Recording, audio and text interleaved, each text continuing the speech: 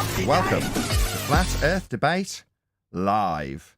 I'm your host, Nathan Oakley, and if you are new to this channel, or you've not done so already, then be sure to subscribe, hit the bell notification icon, and join button if you'd like to become a Nathan Oakley 1980 channel member and keep up to date with the Flat Earth Debate. If you would like to support the channel, there is a super chat that runs alongside each of these shows while they are live, and there's also a PayPal, Patreon, crypto, and thanks button in the info box below the video. Most importantly, if you'd like to join the discussion, simply mute the page you are currently watching, then click the link in the info box below this video to join the panel and express your views on the nature of Earth. If you do join, please don't swear. If you do, you'll be ejected, and if you are, please don't try to rejoin the stream using sock accounts. You'll be warmly welcome back on the next stream. Please also share the show on social media. Sharing the show obviously increases the live audience, but this in turn increases the chances of a more diverse panel, so please share the show on Facebook and Twitter. One last time, if you're new to the channel or you've not done so already, then be sure to subscribe, hit the bell notification icon and join button to keep up to date with the Flat Earth Debate. Now, we are joined by Arwin, Righteous Force, 10th Man Rising, Neil, Refracted Curvature, the Adam Meakin, and a whole bunch of people in Discord, so welcome one and all. Hello, good afternoon. Good morning. Good morning, good morning. Hey, good afternoon. Good everyone. Good morning. What's that, Adam? Have we never Hey. what? Hello. I just need to say that I know you don't like when I say something that's been brought up in the pre-show, but they'll hear it. You likened us to Ferrari, but I don't agree. I think it's the Ferrari in the movie Rush that Nicky Lauda worked on to get it really performing well. That's what we are at Flat Earth Debate. Okay, so let me get it straight. You're saying my comparison in the pre-show to Flat Earth and the distribution thereof to a Ferrari dealer selling Ferraris and us being equivalent to the Ferrari dealer, your issue is that... What? You don't like current Ferraris is your current issue with that, and you prefer a particular Ferrari from a particular era. The improved Ferrari. A bespoke one. You want a German Ferrari to be my example, because that won't convolute the examples. Okay, well, that's listen, good. you got a new name after today's pre-show. Very easy. I get it. If you want a German Ferrari, you buy a Lamborghini. That's how you do that. Ah, Anyway, Hold that's... on, in that movie, did he not get that car performing better? I think we should start the live show off with Neil talking about Ford versus Ferrari and Rush. Well, I caught the tail end. I didn't hear the other part. I just heard Ferrari.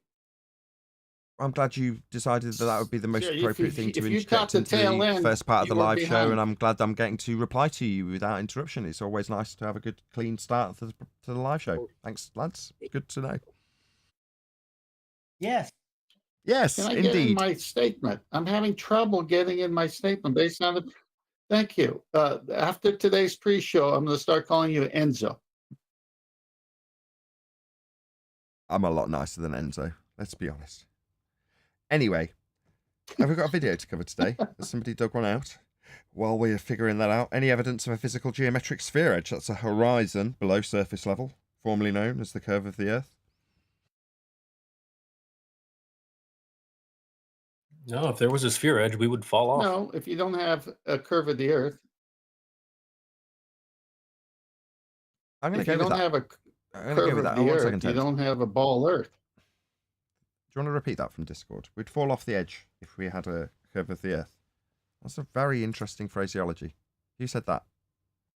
Well, that was me. But, they're always saying that they would fall off some sort of edge. So there's your edge. Why don't you fall off your sphere edge? Well, that's the best reply I've heard to date. That is absolutely brilliant as a reply to that question. Any evidence of a physical geometric sphere edge horizon formerly known as Earth curve? No. If we had Earth curve as a horizon, we could measure, shows Earth curve maths, the physical geometric hill and how much you fell over it. There'd be an edge to fall over. So while we've identified that point before, Creation Bear, you've tied it in as the answer. There'd be an edge to fall off if we had Earth curve horizons. That's beautiful. I love it. Any evidence of axial rotation of the Earth-based variety? Well, my house has yet to move today, so I don't think so. Any evidence of a self-perpetuating molten iron core at the centre of a presupposed spherical Earth?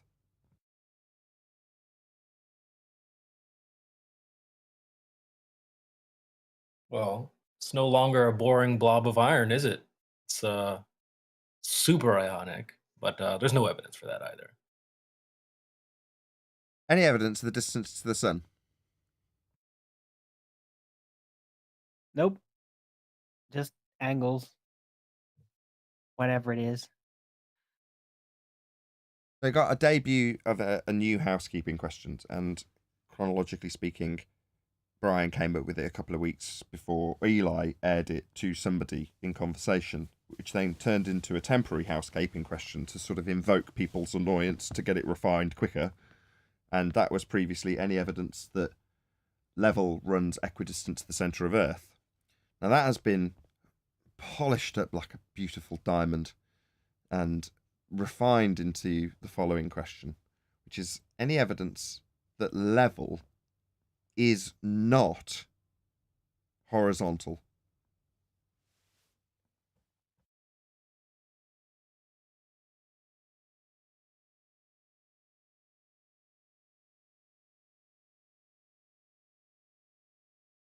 So I'm guessing reading a Merriam-Webster's like dictionary definition saying that level is curved doesn't count. So in the pre-show, we were giving a hypothetical example with both Ferrari dealers and a hypothetical example that I used with Bev, because he gets into this wrangle-dangle quite frequently. So subscribe today to Bev Try Thinking channel if you want to see this unfold. Or indeed, if you are inclined to participate in such endeavours, then it might be worth you joining after a lengthy discussion about level running equidistant to the centre of Earth, and then show them their own geometric assertions in terms of how their maths actually works, which requires level to be horizontal. Here it is marked as eye level and surface level. Now, we were also quick to point out that this is completely moot, and maybe in 2018 it might have been a great argument to point this out to them, the obvious that they've got two horizontals in their geometry, because it's a geometric principle that they have to adhere to in order to make their geometric claim of a horizon marked with an X in Muppet Vision below surface level. But we've debunked the Earth curve edge itself with the black swan, so this is surplus to requirements. It doesn't change that some people don't like that argument and would rather get into hours and hours and hours of debate about level being not level. Well, here you go. It's part of their geometry. If you want to just shove this up when they're in that debate and just ask the baller that's claiming it's moving equidistant to the centre of a curved sea level, we'll then just ask them why they've got level marked as surface level and eye level in their geometry when that's not running equidistant to the curved surface that they claim the Earth is, when they claim the horizon's below that surface level, marked as horizontal, as it must be geometrically speaking.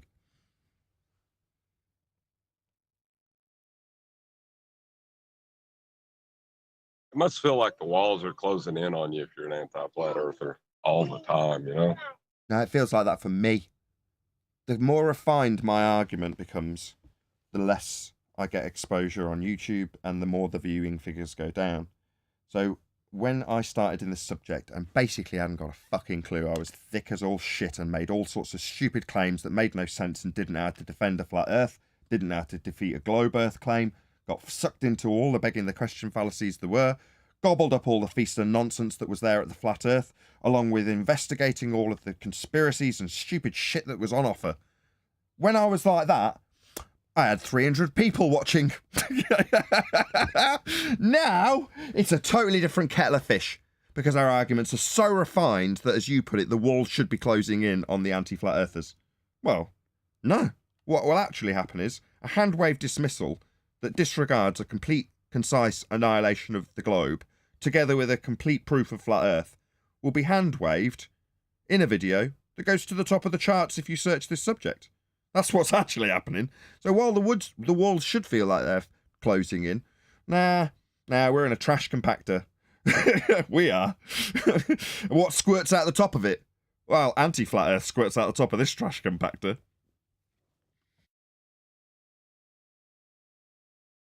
Anyway, enough of my bitterness. Smash the super chat if you want to support this channel. You would think the more dense would sink, but it's kind of the opposite here, isn't it? Well, Yeah. Nathan, you just described something really fine. The truth is always rendered in the same way in the world of lies. So you're in good company. Yeah, I'm not displeased with my lot in life. I could be a bit richer or less poor, depending on how I want to look at it. Half full glass or half empty glass. Either way, aside from that, yeah, I don't mind. You know, I get a lot of support, enough to sustain myself just, which is okay. In other words, other than that gripe, which I can directly translate to, how well am I doing on YouTube? Oh, well, I've got less YouTube revenue from ad revenue because I don't appear if you search me. What does is Simon Dan and Professor Dave Explains and all that stuff. That, you know, I could be bitter about that, but you know, I'm not necessarily looking for notoriety, more peace in life. You know, an income that can sustain me and raise my kids and feed my family and all those normal things that normal people want. But by the same token, if I was given a choice, knowing what's on each plate, here's a plate with Simon Dan's lot in life. He's got enough money to get crappy pictures of globes put on his wall behind him and probably has a far fuller cupboard than you and probably a nicer car and a nicer lifestyle and a few other things purely because he's creaming the flat earth teat. So, well, okay. But he's got to live with the fact that he's wrong. Demonstrably. And hand wave whenever he's demonstrated to be wrong. And cognitively cope with the fact that he hasn't got an overcome, he's got a hand wave and calling somebody stupid. Just being insulting to them. That's what he's got to deal with for that. That's on the one plate. Now, on the other plate, you've got being right. Having no person be able to come to you and overcome your arguments in any way, shape, or form. And when they try, they get absolutely humiliated. Dan being the example, so I'll use him. Come at me with you and your reference frames are ruined. You're going to be humiliated. Well, but alongside it comes the ridicule and, as John put it earlier, the sensation of the walls closing in on you when it comes to financial aspects of doing this. But you're not having to lie. You don't lose sleep over the world of deceit that you might be propping up.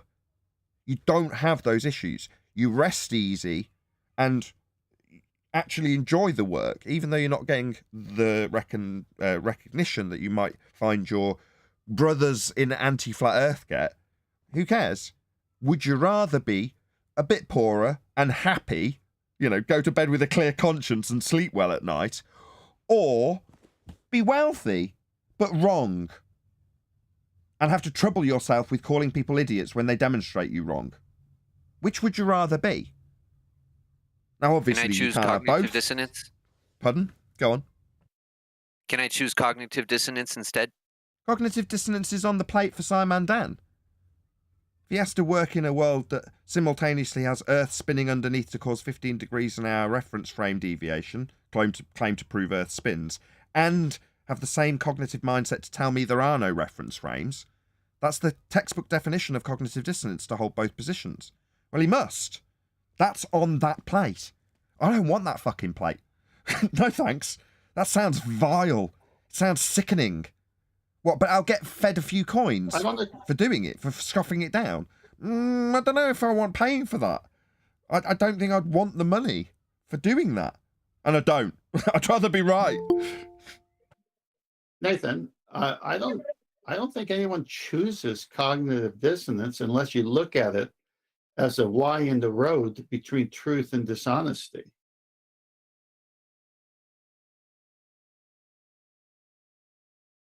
Maybe. I just don't see this as a debatable point when most of the things we're discussing here aren't debatable. They're not agree-disagree genre. Well, this is what I'm saying. The good conscience people, okay? In fact, the word conscience, you got science in there. Good conscience people choose truth. Hey, Sleeping Warrior. We're having a relaxed Nathan, discussion of it today. What about the position where, in contrast to Simon Dan that gets paid to lie, what about the position where you start off on this side of the topic, then somebody starts plowing you with plenty of money to give you the incentive to swap sides, and then they make you swap sides, So you then fall out with everybody that you previously used to have friends with. But now you're getting paid after knowing the truth. You're now getting paid to tell the overt lie after you once held up the truth. Isn't that far worse than being Simon Dan? Because Simon Dan knows he's lying, but he's never pushed the truth before and walked away from it. But to have the truth on your side and then walk away from that in favor of money instead is even worse in my books. And we see a few people on their side doing that, don't we? We see, what's his name? Speak truth, seek lies. He did exactly that. There are others. Okay, but obviously terrible. Well, I'm going to kind of agree and kind of disagree, because I know where you're coming from, and you see that as sickening. That process to watch. Shout out Godzilla. He says, I want to support, but that garbage analogy makes me want to trash that idea. Thank you very much for the super chat. Very well done. Okay. Life is full of beautiful variety, Anthony. And at this buffet of life, there are many dishes to choose from. Now, on the buffet, not only are there choices such as flat earth and anti-flat earth and Bigfoot and ghosts and all sorts of religions, there's many different plates on the buffet, isn't there, that you can start scoffling down? Well, the fact that somebody picks up a flat earth plate and goes, you know what, there's nothing in this for me. I just want the money. And there isn't any. Look, it's just, there's nothing in it. It's dust, right? But it looks like there was some food on this plate. It's like there's like a gravy smear that's like coming off the plate. And then you follow that gravy smear. And then there's another plate with anti-flat earth written on it that's got double helpings. Yeah. And you go, oh, I want that plate. The one with double helpings. You go, yeah, but that plate's got a lot of downsides to it, you know, like cognitive dissonance and cognitive pain, having to live with yourself lying all the time, only being a vindictive shit when you're proven wrong, which will be a lot. I mean, you know, you might get double helpings, but there's a lot of downsides. And someone goes, I want double helpings. And they go, I'm going to gobble that plate. Well, okay. We're just pointing out how crap that plate is. The fact that people will scoff from one plate and then go and scoff from the other. Well, yeah. So what? Ranty or the Seek Truth, whoever guy, or Chris Monk, or there's a few of them, isn't there? But yeah, more power to you. Off you go. I don't care. I forgot about Ranty. I was actually referring to Seek Truth, Speak Lies, because he was the first one that I recall claiming that he was a flat earther first. And I thought, I've never even heard of you. So it was like, really? And then to see that he claims that he jumped sides. If you want a really better example of anybody that was here as a plant, he would be the one. He was never a flat earther, but claims he was, yet jumped sides apparently, and now gets paid to prop up the lies of the globe. That couldn't be any worse a position to be for a human being, in my book. I don't care. I don't care, though. That's the thing. I don't care. So, yeah, it might be. But why do you care? Like with ghosts, why do you care if there was somebody making money from ghosts? It's just the dishonesty. You're getting paid to tell lies. I mean, ghosts. You might as well be a politician. Or a politician. Yeah. But do you care? Do you care? I don't pay any attention to politics because I find it all disgusting. So like I'm saying in the same way, well, cut these lying scumbags out. I was in the pre-show. In the pre-show, I was saying, just cut these lying scumbags out of your life. If you find that they're deceitful, don't interact with them.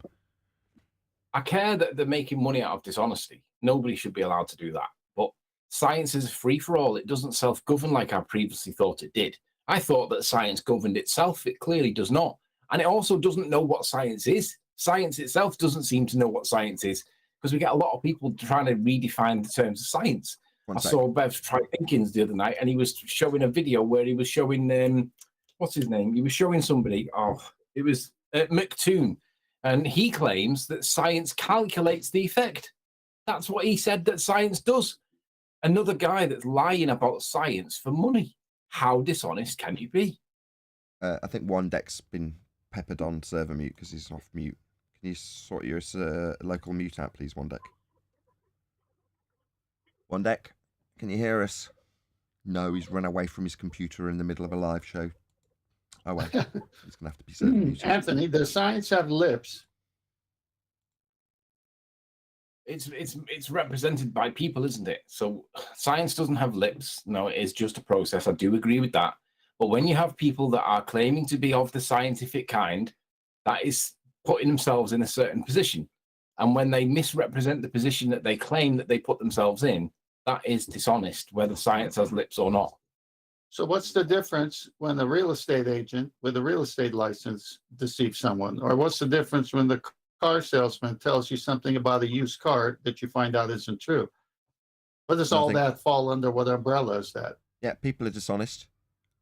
Okay.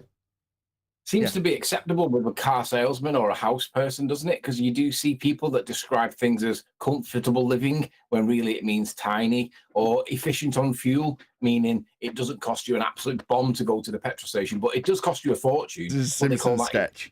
So Lionel Hutz, real estate agent, he's there hammering in a for sale sign outside a house. And Marge walks past and he says to her, "If you lived here, you'd be home by now."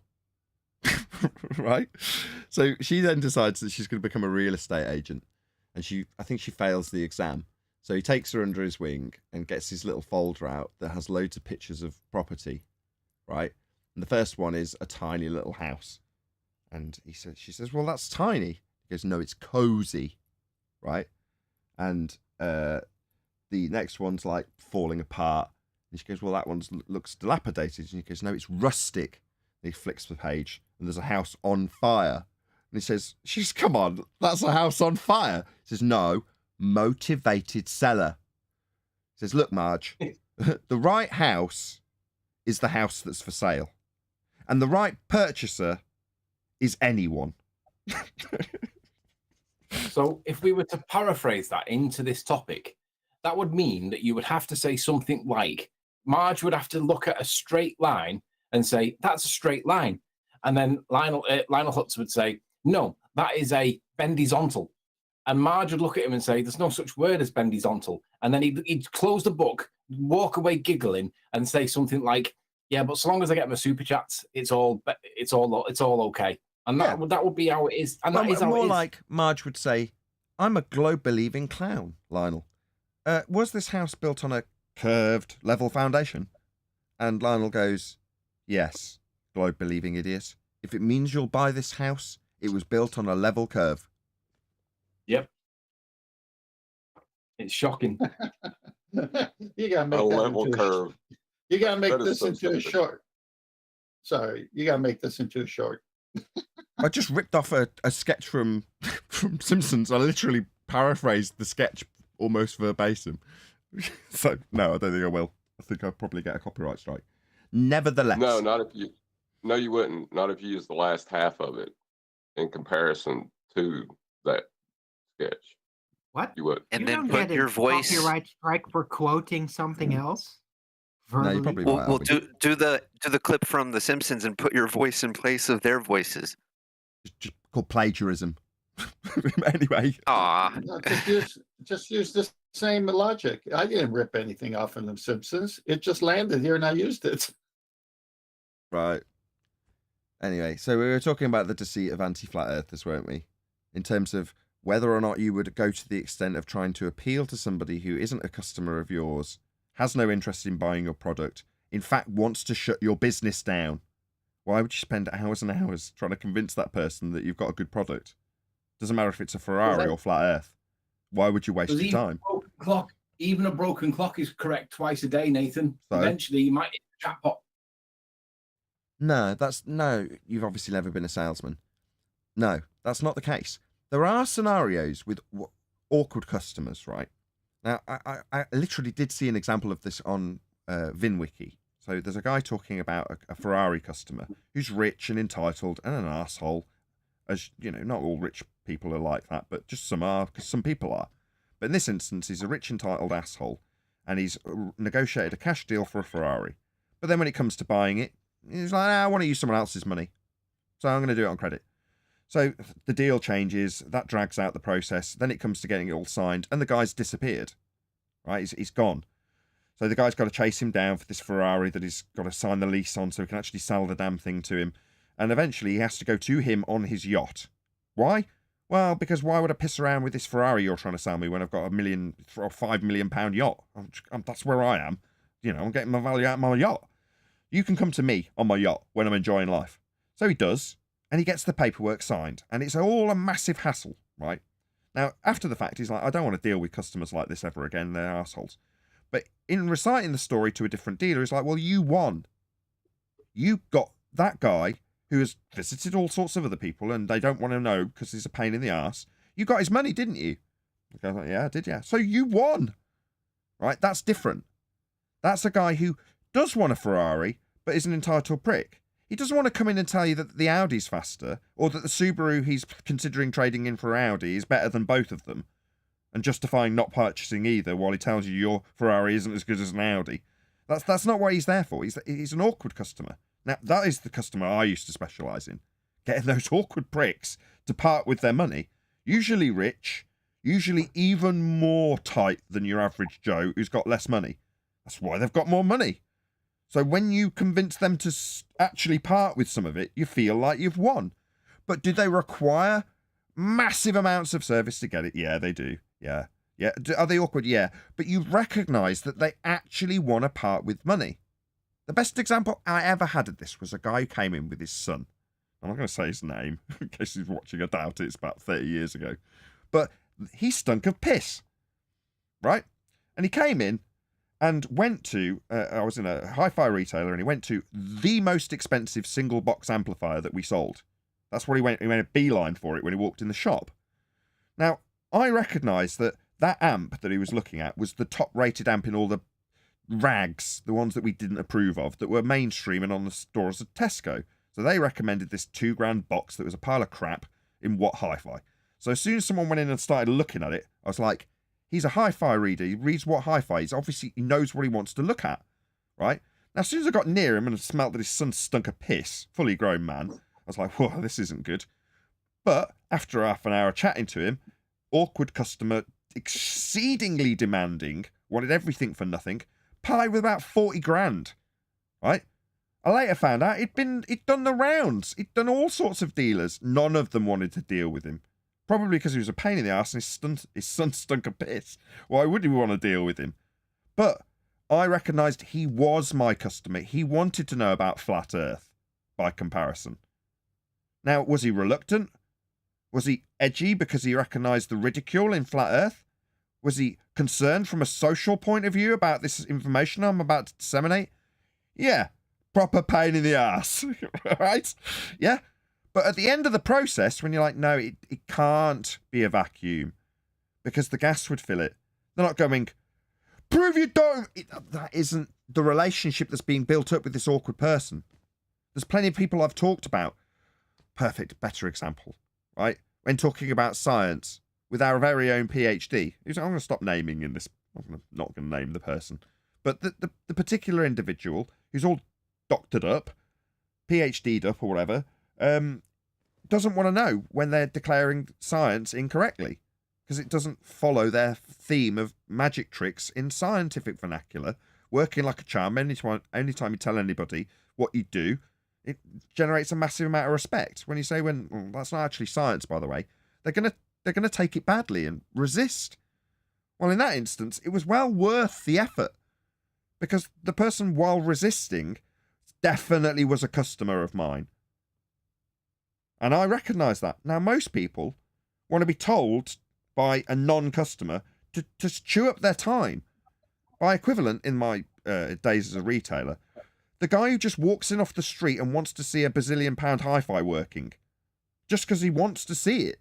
Well, you can show them just for 10 seconds just so they can see it and you're not being unreasonable. Why wouldn't you if you've got nothing better to do?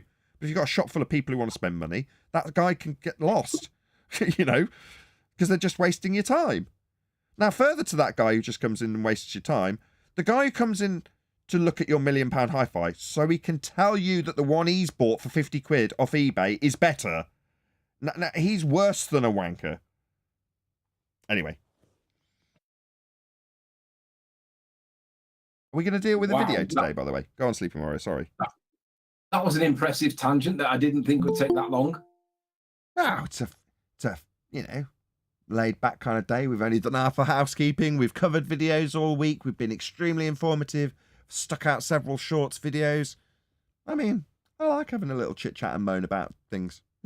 Why not? Well, we just had a new word No, it's really an old word, tangent. And how did Anthony use tangent? It was the deflection from Nathan's main topic that was to do with the deception of the ball earth by ballers. And somehow I used the word tangent out of context because tangent only means that we're assuming a sphere in this topic. Am I not correct? The 10th. Well, I think you were off tangent from the point. Yes. Yeah, but we only assume globe earth when we say tangents, don't we, 10th? Well, I think that this is the beauty of language. If I say I'm having a ball in the English language, at least here in America, that means I'm having a good time. But ball is a sphere. And if I'm taking my ball, it means I'm going home because I'm not playing anymore. So Socratic method in language is important, and context is important. Of course, language is important. I said to Nathan many months ago, I said, this topic is going to come down to the meanings of words, and it couldn't be any truer. The reality is, when you look at the meanings of words, the words that they use, they are misusing them, and it's on us to point that out. Because when they say things like science, they're not using science, they're using what they misrepresent to be science as science, and it isn't. So we just got to keep pointing that out over and over again. And when they say, oh, you're just playing with the meanings of words, yes, we say, yes, that's right, we are, because you're misusing them. So when they were going to name a new invention, and they called it an aeroplane, what does that plane mean? Well, it's the horizontal plane of the earth, isn't it? And the earth travels through the horizontal plane of the earth. Or above. So are we going to cover a video? Is Adam around? John and Adam, I'm going to be leaning on you today a lot. Yeah, I'm about. Have you got? Has somebody got this video? Oh, I didn't think to grab it. Any chance you can? Yeah, let me go look for it right quick. Okay. So I don't know if we actually recorded this or not. I can't remember. I'm a bit hazy. Nevertheless, when talking yesterday about what we might cover in future, it was raised that, I think it was by Arwin, that he'd want a really concise explanation of the Haversine formula. And it was put to Arwin, well, just go and read about it then. Just go and look it up. There's plenty of videos about the Haversine formula and how it works.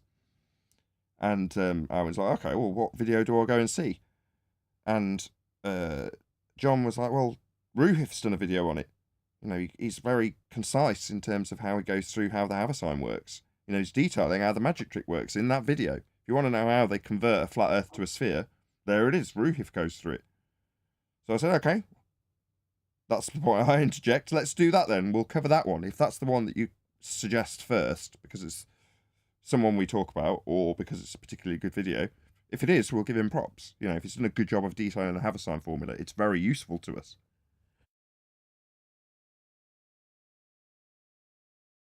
Has he done a good job? That's something I didn't actually clarify.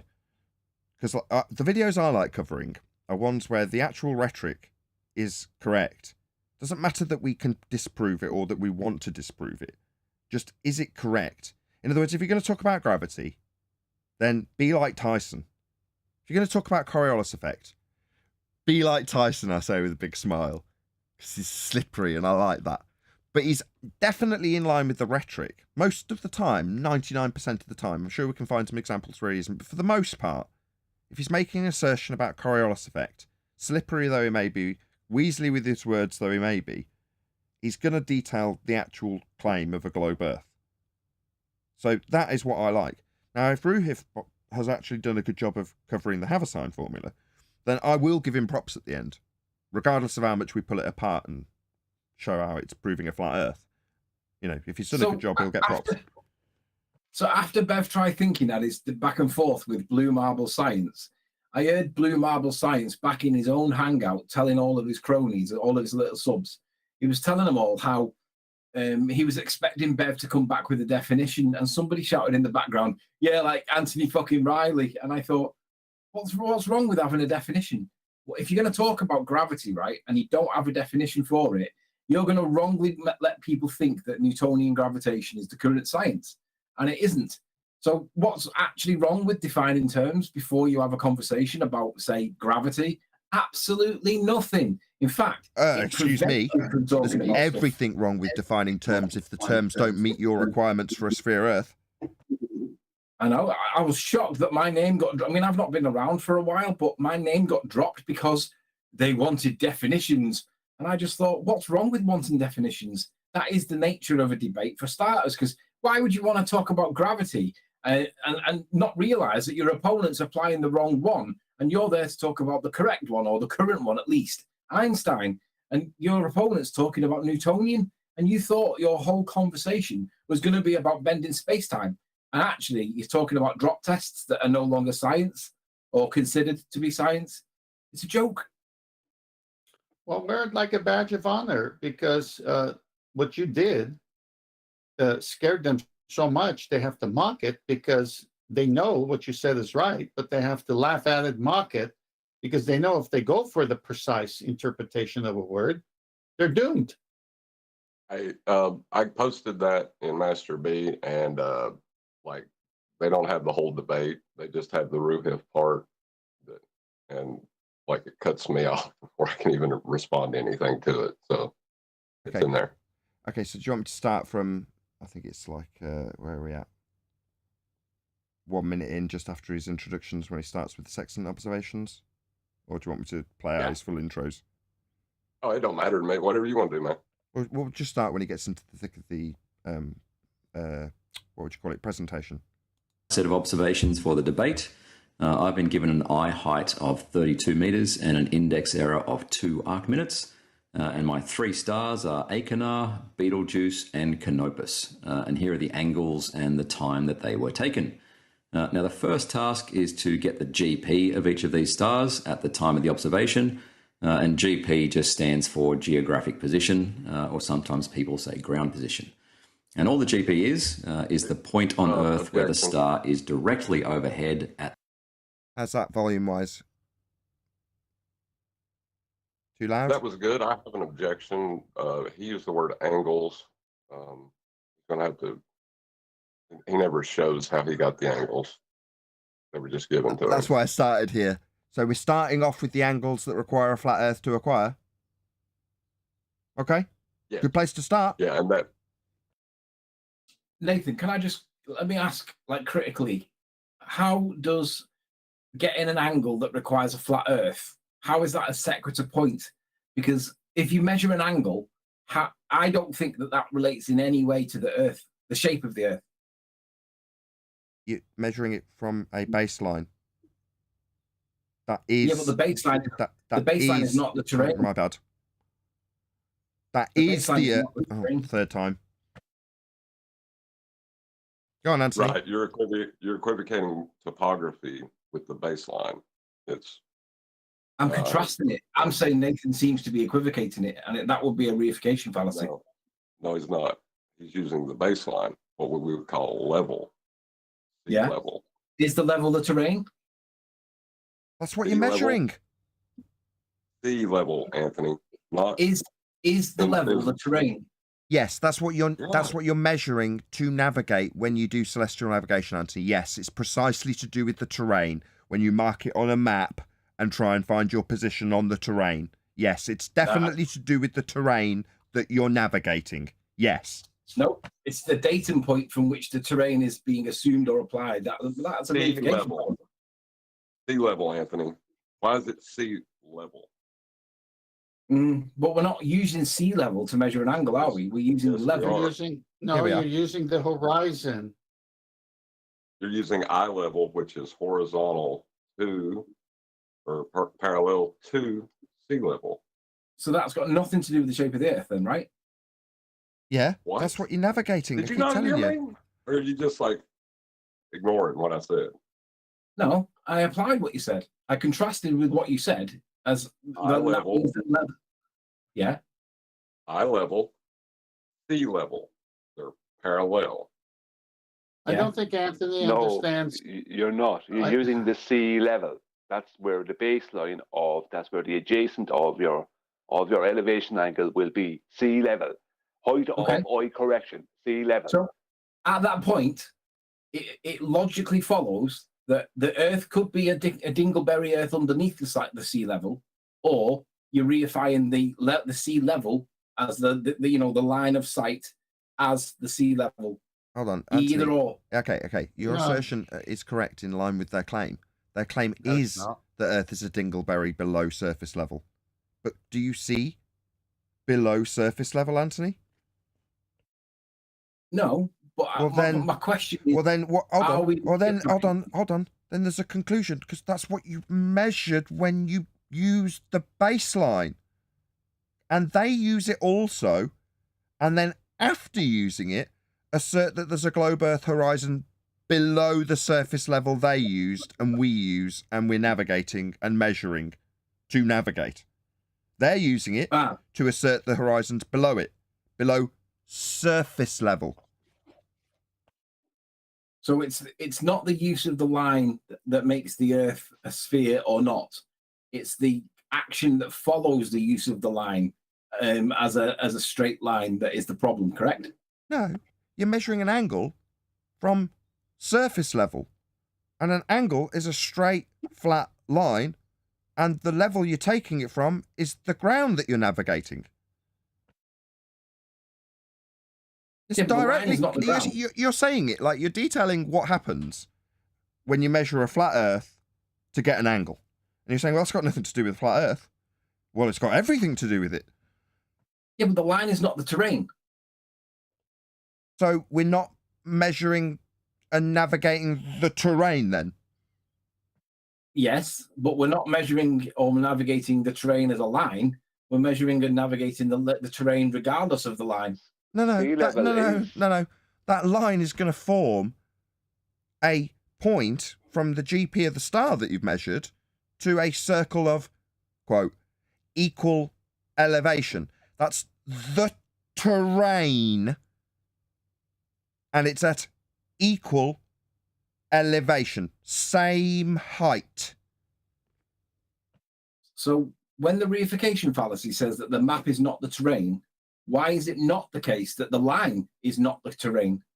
The line on the map isn't the terrain, but the guy in the boat is navigating with the map, and what he's navigating and utilising the baseline for is the navigation of the terrain.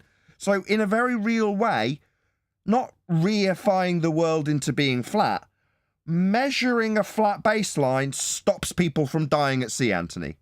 So it's not a reification fallacy, it's a life-saving fact of the terrain that we navigate. I don't agree. I think that if you're going to be using a straight line for the purposes of measuring an angle, it has absolutely nothing to do with the shape of the terrain below it. That's what you're measuring. Anthony, you're not understanding something. You're not understanding. Anthony does. Okay, Brian, you want to go or should I go? I'll be very quick then. Anthony, you're placing the adjacent of the elevation angle onto the surface of the water. The measurement you make has to be horizontal because it's going to become a radius. And it's going to be the radius of a circle is going to be two-dimensional. You're measuring nothing but you're measuring the horizontal baseline of Earth. That's what you're measuring. You can't do this if you're going to curve that adjacent. You can't have a curved radius. It doesn't work. Your measurements won't fit the globe. I agree that you can't measure an angle with a curved baseline. What I'm asking is if the curved baseline or the straight baseline has anything to do with the shape of the ground below. Yeah, that's what you're navigating. You're placing it directly onto sea level. That's what the height of eye correction is. The adjacent is placed directly onto sea level below your boat. So from that point, you're on mean sea level or sea level. That's the point. You might measure through a piece of land at sea level because you're measuring just a horizontal, but you're measuring the horizontal baseline of Earth. And if Earth doesn't have a horizontal baseline, then you won't be able to measure. All your measurements won't mean anything. If Earth was a globe, what you measure will be an absolute disaster.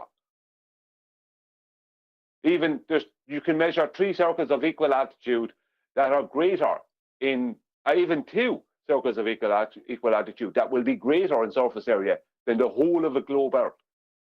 Greater in what? This can't Sorry, work sorry, on the just for globe. Anthony's benefit. Greater in what?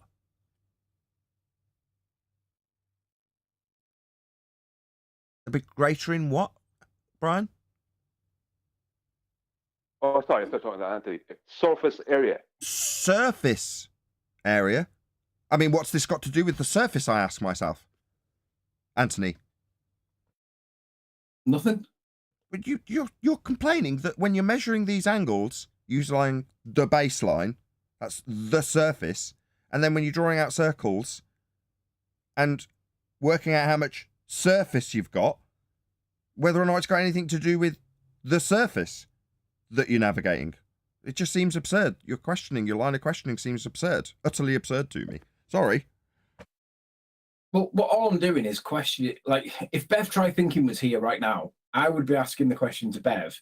When he says things like horizontal is a level line created by a plumb bob and being perpendicular to that vertical of the plumb bob, or whatever it is that he says, I would be asking him, how does he know, how does he prove that his geometry, that his argument in geometry has got anything to do with the shape of the Earth?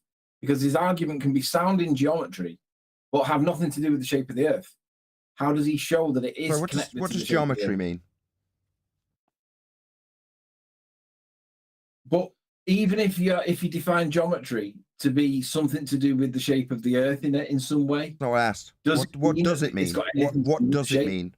You started off by bragging about the fact you like definitions. What does geometric mean? Well, geo means of Earth, and okay, stop. Excuse me. Sorry. You're asking me about whether or not this geometric principle of level and horizontal could have nothing to do with Earth. This Earth measurement. I don't know. You tell me, Anthony. I'm just asking, how do we rule it out from being reification? Sorry, this really? geometric principle, this Earth measurement principle, Anthony. Yeah. Whether or not it's got nothing to do with Earth. Okay, so when Bev says you can do fuck all with an angle, I tend to agree with that, because you measure an angle using 2 straight lines, and regardless of what you're looking at, remember that what about an elevation angle? One used to save lives at sea. Can't do out with it. Why would you bother measuring? No, that's not what Anthony said. He said that to me. Yeah, when Bev said that to me, I was on his show. He recorded it and then didn't publish it. And I pointed out to him that an elevation angle could save his life if he was lost at sea. Do you know what his response to me was? Because I've literally gone through this with him. Do you want to know what his response was? Given the scenario being lost at sea and needing to measure an elevation angle measurement. Do you know what his response was? I would like to point out right now that the only reason that Anthony's arguing this is because this is the end of the debate. At this point, it's over. Everything that Ruhiv's getting ready to say is based on this. So Anthony's trying to give him a fair shot. I'm not arguing. I'm only asking because I'm not sure. I'm not. I'm genuinely not. You're making up words. You're arguing. I'm not arguing. I'm asking, how do we contrast it with the reification fallacy to prove that it's not reification? We're not reifying anything. We're doing. Let me just expand. We're doing celestial navigation in that model, okay? And the reason you can draw an inference with regards to the nature of the surface is the nature of the surface is what you're going to do these geometric calculations on your GPs and to get your fix. Now, the nature of the baseline in the geometry has to be relevant to the nature of the surface of which you're going to do the navigation. It's not to reify it into it being the surface, but it's to recognize the geometric equivalence of the baseline and the surface. If you don't recognize that, then you've got further things to do, bend your R values and all sorts of stuff if you're going to navigate on a curved surface, which is not equivalent to the baseline.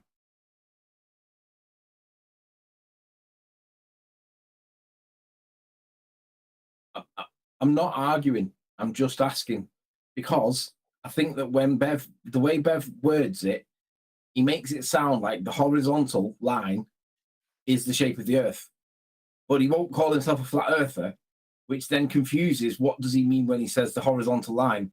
Because if the horizontal line is a calculation in geometry, then that would be reification to apply that as the shape of the Earth.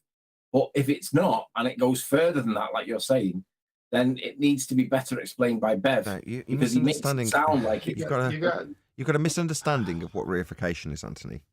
Right? No, I don't. Okay. I do not. I'm trying to give you an example. If you're on a hill with an ordnance survey map and you find your way from A to B, have you committed a reification fallacy? Because the map's not the terrain? No, but if you measure an angle and you have the bottom angle, the bottom line, a straight line, and you then infer that the shape of the Earth must relate to the line, you are reifying that straight line angle measurement as a shape in some way to do with the shape of the Earth. Not reifying it. No. No. You're not reifying it. You're using it as flat. Yeah. You're utilizing the fact that you can get a flat baseline. It's not reifying it. It's utilizing it. Can I give it a stab, please? I'm dying here with all this nonsense. Anthony, why do you subtract from 90 the angle that you get from the sextant? Because vertical is never really in question, is it? Excuse me. No, that's not why. 90 is perpendicular to horizontal. The vertical and the horizontal make a 90. Yeah. Okay. Now you take your angle measurement using the Earth's horizon with the horizon mirror on the sextant. You take the index arm, which has a mirror, and you bring the luminary down and barely scratch the surface of the horizon, waggle it left to right till you find 90 perpendicular, until you say this is where it's straight. Then you say mark, and then you do the seconds first, then the minutes, then the hours, then the date, then all that. Then you go look at a book that's got all the stars with its angular relationship to a Earth with a flat surface, because you use the horizon and you minus from 90, and you find out where the GP of the sun is and where your GP is. Those are two distinct zeniths, and you say your angle is 50 degrees from the horizon to the luminary. You minus from 90, that leaves you 40. 40 times 60 nautical miles, you're 2,400 miles from where that sun is over directly on that Earth, and that has to be flat. That's your radius line that can't bend from the circle of equal altitude. It's a matter of fact, Anthony. Celestial navigation is done on a flat Earth. That's a statement of fact. Now, if you say, well, that doesn't mean the Earth's flat. Okay, you can say that if you want to. But my statement of fact doesn't alter what celestial navigation is and how celestial navigation is performed and what a baseline is and what this geometry is. That's what it is. Okay, see, again, I'm not arguing it. I'm genuinely asking, because with the way Bev presents it, he presents it as though it is a reification fallacy. He doesn't explain it further than that. Whereas I didn't get to the end of my point earlier with Bev, did I? So I presented a scenario to Bev when he was stating that to me. You can do F all with an angle, says Bev. So I put him in a hypothetical scenario where he's out at sea, lost. And I'm like, well, what are you going to do, Bev? Right? You've got a sextant, you've got some star charts, you've got a really good clock. What are you going to do? Given that you can't do anything with an angle. Do you know what he said? His response was he'd blame the navigator. I was like, so let me get it straight. You're lost at sea, and what you'll be doing, what everybody dies, is having a little row with the navigator, telling him he shouldn't have got lost. See, me, I'd be measuring angles. I'd be looking at those star charts. I'd be figuring out where the hell I was using angles. And a flat Earth, that's what I'd be doing. Because you can do things with an angle. You can find out where the hell you are using the stars. That's what you can do with an angle. Okay, so when you've explained that, you've answered the question that I said, how do you contrast it with being a reification fallacy? You've actually answered that.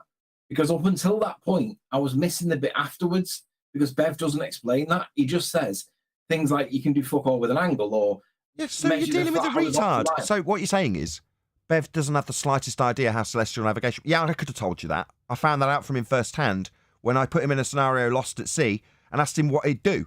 He didn't say measure an angle so I can save the lives of everybody on board this hypothetical ship. No, Bev let them all die while he argued with the navigator.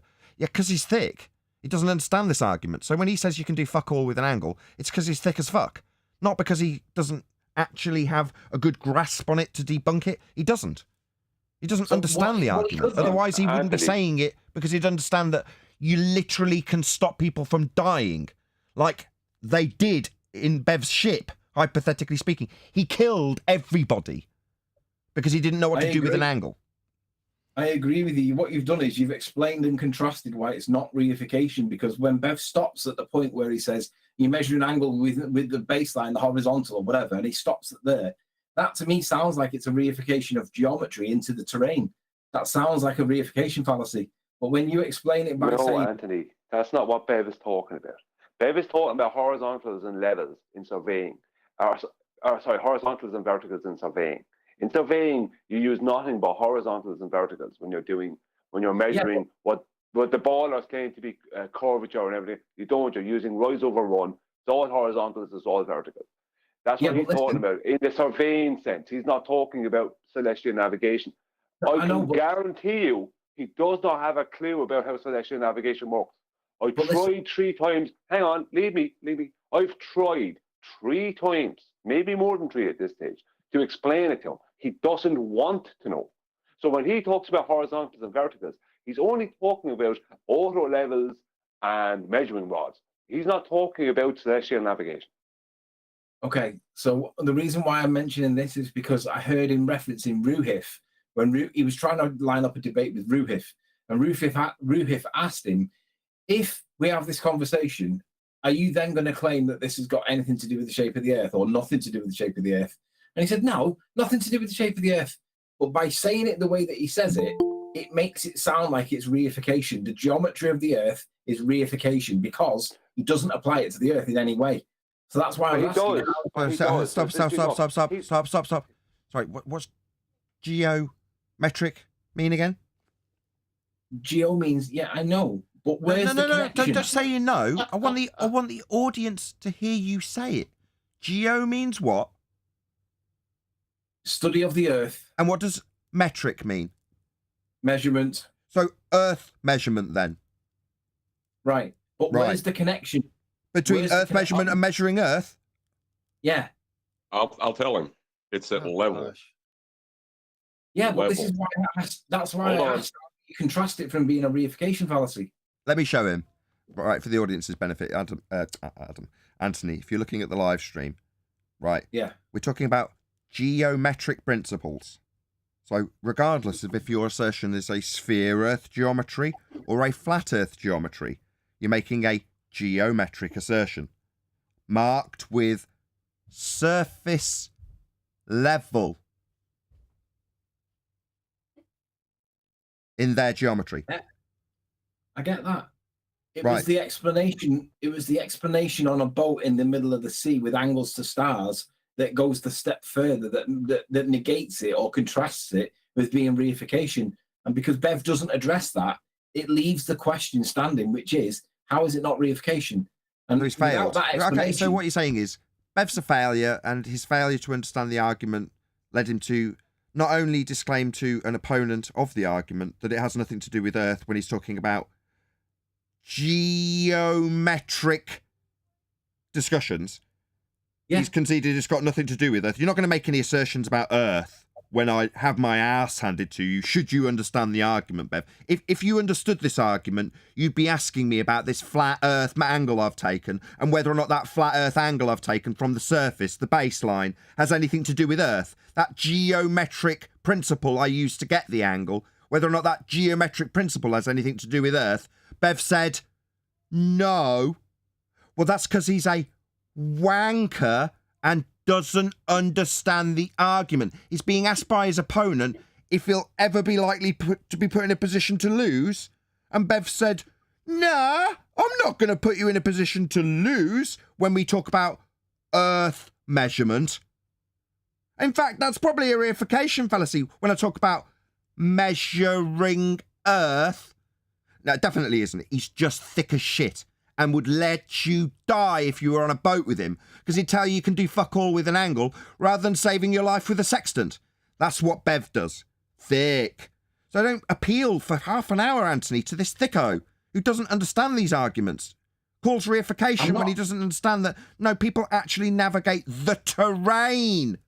They apply this to the Earth and find their way home. Let's be clear, I'm not appealing to Bev. Anthony, you're mixing up something with what Bev is saying.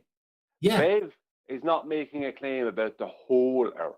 What Bev is talking about is the measurement of, let's just say, an area, the slope of a mountain, blah, blah, blah. But Bev won't make a claim about the whole Earth because he won't say the Earth is flat because the Earth has mountains and hills and valleys, right? So he's working off of that splitting here, right? So that's why he won't say anything about the shape of the Earth. Quick announcement. So we've got 100 people watching. We will go live for another 15 minutes, right? Or thereabouts, till 1:15. And if we can get 110 people watching, we'll do a full hour on this Ruhif video because we haven't covered a single bit of it. We've covered about 25 seconds. So share the show. If we can get the viewing figures up, I will bribe you with extra live content. Hopefully we can get the live numbers up. Anyway. You know, this needs a summary. Anthony, this needs a summary. After you're done, I'd like to give my version. Okay, but this is because somebody somewhere, I can't remember who it is, they say that if you can't explain it sufficiently so that a 5 or a 6-year-old understands it, you don't understand it yourself. It has to be simplified. Einstein said, if you can't explain it simply, you don't understand it well enough. Right, and because there was a gap in what Bev was explaining with regards to the angle and how it applies against the shape of the Earth, there was a gap there because he said it has nothing to do with the shape of the Earth when Ruhif specifically asked him that question. Then the logical consequence of that for me was, well, if it has nothing to do with the shape of the Earth, why is it not reification? Hence why I asked.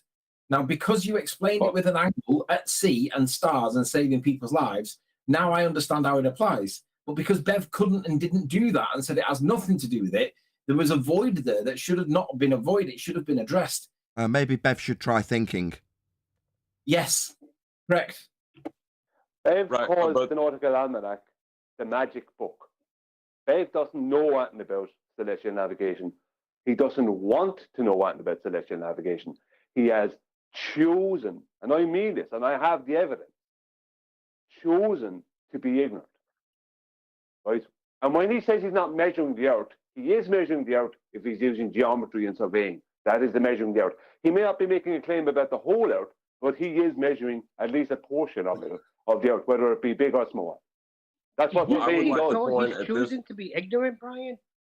Hold on. I would like to point at this time, we have moved far enough away from the video that the ballers could consider this a win. Yeah.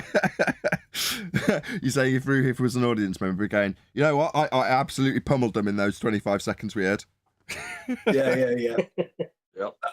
That's what they declare, and they declare victory at all times, no matter what, no matter how bad it is. I heard what's his name, Blue Marble Science. I heard him claiming a victory against Bev, and Bev absolutely pummeled him, but he still claimed it anyway. And I was like, this is just embarrassing for Blue Marble Science. Let's get into a bit. Anyway, let's get to the video. Yes. At that point in